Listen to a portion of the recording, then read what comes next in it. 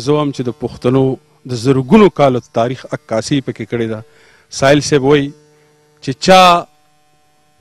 چا پې بلوسه ونه کړه او چا پکې سر ونه خوړ، چا پې بلوسه ونه کړه او چا پکې سر ونه خوړ. څومره بېوسي ده، څومره زور دی په دې خاوره کې، او دا بیله خبره ده چې هیڅ چا هم غونچک نه که. دا بیله خبره ده چې هیڅ چا هم غونچک نه که. فکر د سپرلي هسې سمسور دی په دې خاوره کې. ډېره مننه سر. زموږ یو ملګری دی، د هغه د خولې یو خبره ده، رسول خیمه کې اوسي، حسین نومې ده، هغه وایي لکه هغه همیشه کله میلاویږي نو دا دوه خبرې هغه ما سره ډېرې کوي.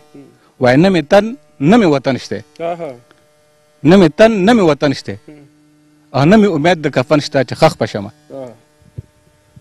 حاجي صاحب داسې به نه که خیري موږ به خپل وطن آبادوو، انشاءالله دی به شته کوو که خیري، دا زلمي به ځي خپل وطن. ډېره مننه. ډېره مننه ستاسو.